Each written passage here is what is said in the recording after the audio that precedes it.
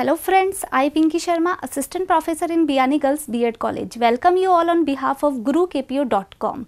I am going to deliver a lecture on index, जिसे कहा जाता है सूचकांक। सूचकांक से मीन है कि जो भी मेजरेशन जो भी होती है, परिवर्तन मापने की एक तरीके की मैथमेटिकल मेथड हो गया, गणितीय विधि। क्योंकि जो भी मूल्य स्तर में जो परिवर्तन होते हैं, जो भी मान लो कि इंडस्ट्रियल के हिसाब से देखे जाए या लेबर के हिसाब से देखा जाए, तो जो भी चेंजेस होते हैं कि महंगाई बढ़ी, कम हुई, 20%, 30% का रेशो या 5.8% की दर से जो महंगाई बढ़ रही है, तो इस तरीके का जो लेवल देखा जाता है, जो चेंजेस देखा जाता है, वो सूचकांक में देखा जाता है।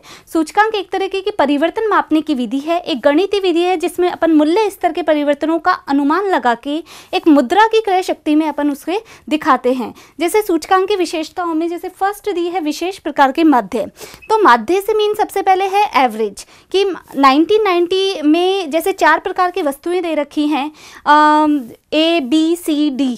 तो ये 4 प्रकार की वस्तुओं की प्राइस दे रखी होगी।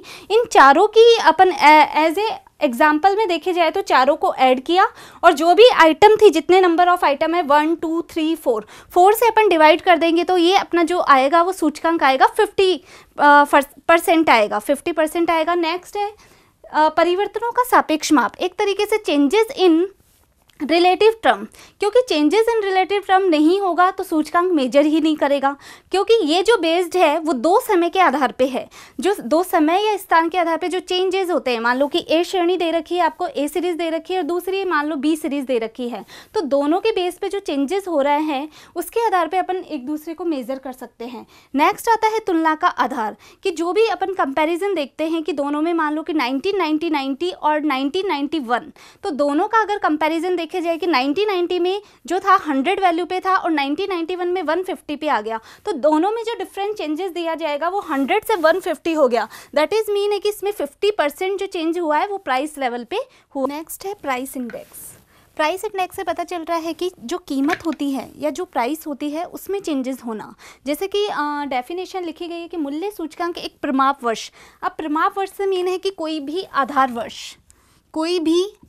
वर्ष जिसे अपन 100 के रूप में अपन डिवाइडेशन करते हैं, तो एक प्रमाप वर्ष के आधार पे प्रचलित वर्ष यानी जो करंट में चल रहा होगा, मान लो कि आधार वर्ष यहाँ पे हो गया 2000 और ये नेक्स्ट हो गया अपना 2001, जिसे अपन शो करते हैं P0 से और प्रचलित वर्ष को शो करते हैं P1 से। यानी मूल्य सूचकांक एक प्रमाप वर्ष के आधार पर एक प्रचलित वर्ष के मूल्य स्तर को व्यक्त करता है। मान लो कि मैंने आधार वर्ष 2000 का लिया है, तो एक 2000 के बेस पे ही अपन उसकी जो भी सीरीज होगी 2001 की, वो इसी के माध्यम से तुलना करेंगे।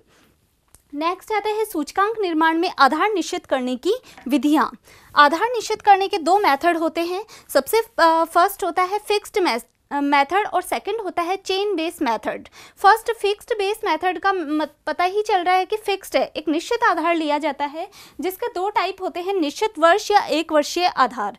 1 वर्षीय आधार पे एक ही आधार वैल्यू से तुलना करेंगे, चाहे कोई भी वैल्यू ली जाए, जैसे 1990 की ले लो, 2000 की ले लो, तो एक ही इसकी बेस वैल्यू को अपन लेके मतलब कैलकुलेट करेंगे सीरीज को। जैसे for example P1 current year price, जिसे अपन P1 से लिखते हैं, और नेक्स्ट आती है बेस ईयर प्राइस, जिसे लिखा जाता है P0 से।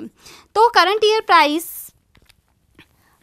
प्राइस से मीन होता है कि जो वर्तमान में प्रचलित रहती है, तो जिसे अपन P1 से दिखाते हैं, और जो बेस ईयर है, जो लास्ट वाला ईयर है, जिसे हम शो करते हैं P0 से।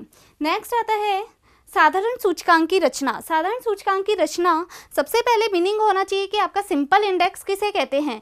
सिंपल इंडेक्स वह है जिसमें जो भी आइटम होती है उसको इक्वल मेजरमेंट दिया जाता है या इक्वल वेट दिया जाता है, मतलब जिसमें भारित प्रदान नहीं करके समान महत्व दिया जाता है, यानी इसे कहा जाता है अभारित। मदों को समान महत्व दिया जाता है, किसी को भी कंपैरिजन के मुकाबले ये नहीं कहा जाता कि फर्स्ट, सेकंड, थर्ड, फोर्थ, यानी इक्वल जो रेशो होता है वो साधारण सूचकांक में होता है। साधारण सूचकांक की रचना में जो दो मेथड यूज में लेते हैं, फर्स्ट आता है सरल समूही रीति, जिसमें जो अपन प्रीवियस ईयर जो फिक्स्ड बेस मेथड में जो सेम फॉर्मूला अप्लाई था कि current year price upon base year price into 100, जिससे हम कैलकुलेट कर चुके हैं fixed base method, same simple formula है सरल समूही रीति में sigma P1 upon P0 into 100, लेकिन दोनों में डिफरेंस ये है कि यहाँ पे सिग्मा यूज़ हुआ है और यहाँ पे सिग्मा यूज़ नहीं हुआ था। तो सिग्मा का मतलब है कि जो करंट ईयर की प्राइस है उनको टोटल किया जाएगा और अपॉन किया जाएगा जो आधार वर्ष की जो भी आइटम है उनका योग करके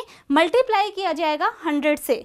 नेक्स्ट है मूल्य अनुपात की औसत विधि। एक तरीके से ये जो रिलेटिव मेथड आता है मूल्य अनुपात की औसत विधि से, तो मूल्य अनुपात प्लस औसत, यानी औसत का मीन हो गया एवरेज निकालना। तो इसमें जो सबसे पहले लिया जाएगा वो P1 और P0 इंटू 100 जो सिमिलर सरल समूही रीति में बनाते हैं। इसके अलावा अपन को जो R निकालना पड़ेगा जिसका अलग फॉर्मूला जो दे रखा है R1 upon PX bar into 100। अब PX बार से मीन क्या है कि जो भी आइटम दे रखी थी सीरीज वाइज 2000 एंड 2001 में फर्स्ट टू 6 उनका सबका टोटल करना है और जितनी भी नंबर ऑफ आइटम है उनका डिवाइड करना है, जिससे जो आंसर निकलता है वो मूल्य अनुपात की औसत विधि को। नेक्स्ट मैंने लिया है एग्जाम्पल एक स्थिर आधार विधि, जिसमें जो फॉर्मूला लिया था P1 upon P0 multiply by 100, या आप लिख सकते हैं current year price upon base year price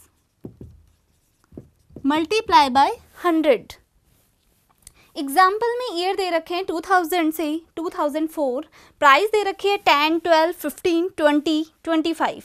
first अगर कैलकुलेट करें तो इंडेक्स नंबर अपन ने लिया है फर्स्ट ही 2000, जिसे शो किया जाता है 100 के इक्वल। तो P1 10 base P0 10 into 100, first जो आएगा वो वैल्यू आएगी 100।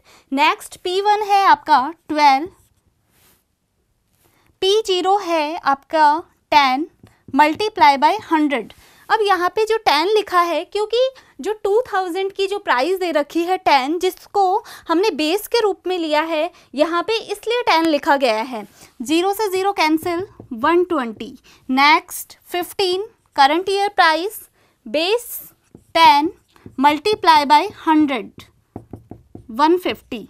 Next 20 upon 10 multiply by 100 200। Next 25 upon 10 multiply by 100 250।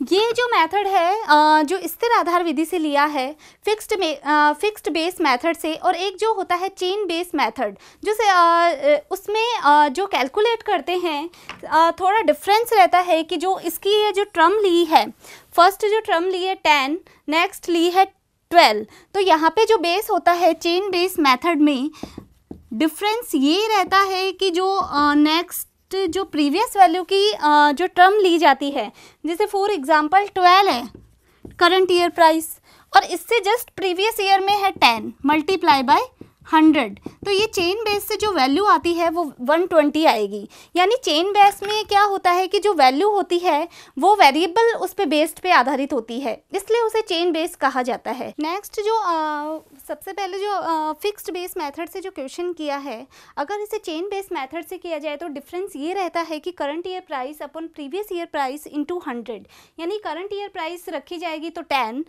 Next अगर प्रीवियस ईयर प्राइस भी रखी जाएगी तो वही 10 है इंटू 100। तो फर्स्ट वाले में तो जो आंसर आता है वो 100 ही रहेगा, लेकिन सेकंड में ये चेंज होगा कि करंट ईयर प्राइस अपनी 12 है अपॉन 10 इंटू 100 120। नेक्स्ट में लिया जाएगा 15 upon 12 into 100, 15 upon 12 multiply by 100, 2 6 12,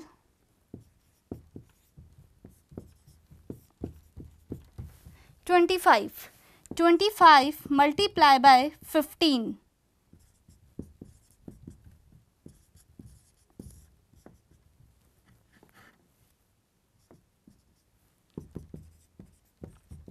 जो आपका आंसर रहेगा वो 375 रहेगा। इसलिए दोनों ही मेथड में थोड़ा डिफरेंस है। Thank you.